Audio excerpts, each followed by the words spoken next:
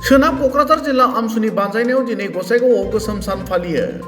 इं 1983 मायथाइनि 18 फेब्रुआरि खालाराव नेलियाव बुथारग्लुंनाय जाथायनि दिनैसिम दायनिगिरिनि जेबो फोरमान होनो हायैखौ आमसुनि फारसेनिफ्राय गोख्रों रावजों सोंखारिनायजों लोगोसे सोनाब क'क्राझार जिल्ला आमसुनि बानजायनाय आरो मोन 11 आन्चलिक कमिटिनि मददजों गसाइगावआव गोसोम सान फालियो। गसाइगाव सदर सहरनि गसाइगाव प्रेस क्लाबआव मिरु आमसुनि लेङाइ आफादगिरि रफिकुल इस्लामनि नुजाथिनायाव गोसोम सान फालिनाय सानजों लोगोसे नेलिनि जाथायाव जिउ बावलांनाय साफ्रोमबो सुबुंनि गोसोखांथियाव आरज गाबनाय हाबाफारि लायो। गुबुन फारसेथिं गोसोम सान फालिनाय सानजों लोब्बा लाखिनानै आमसुनि लेङाइ आफादगिरि रफिकुल इस्लामआ खौरांगिरिनि सिगाङाव नेलिनि बुथारग्लुंनाय जाथायनि थार बिजिरनायखौ थाबैनो फोसावाब्ला फैगौ बोसोरनिफ्राय गंफ्रोमबो माइनरिटि नखराव गोसोम सान फालिनायजों लोगोसे गोसोम फिरफिला बिरहोनाय जागोन होनना ओरैबायदि बुङो।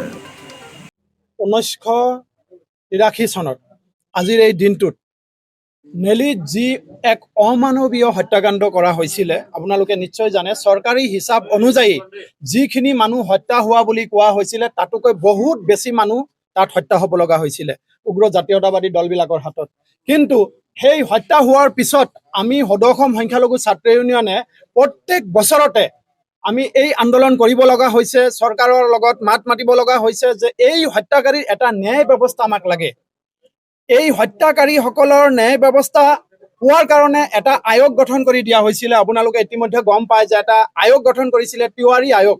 কিন্তু সেই আয়োগেও কিন্তু আজিলৈকে কোনো ধৰণৰ প্ৰতিবেদন দাখিল নকৰিলে। এইটো বৰ দুৰ্ভাগ্যৰ কথা।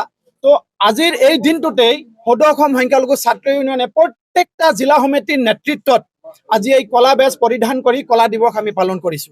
আজি চৰকাৰক আৰু এটা কথা সকীয়াই দিছো যে যদি আজিৰ এই কলা দিৱস পালন কৰাৰ পিছতো যদি চৰকাৰৰ গান নলৰে তেতিয়াহ'লে এইবেলি আমি সদৌ-অসম সংখ্যালঘু ছাত্ৰ ইউনিয়নে এটা সিদ্ধান্ত লৈছো যে অহা বছৰৰ পৰা অসমৰ বুকুত যিমান ধৰ্মীয় সংখ্যালঘুসকল আছে প্ৰত্যেকৰ ঘৰতেই কলা দিৱস পালন কৰা হ'ব, প্ৰত্যেকৰ ঘৰতেই কলা পতাকা উত্তোলন কৰা হ'ব। আজি এই নেলি হত্যাকাণ্ডৰ এগেইনষ্টত নেলি হত্যাকাণ্ডৰ বিচাৰৰ ন্যায় পাবৰ কাৰণে আমি অহা বছৰৰ পৰাই প্ৰত্যেকটা ধৰ্মীয় সংখ্যালঘুৰ ঘৰে ঘৰে কলা দিৱস পালন কৰা হ'ব।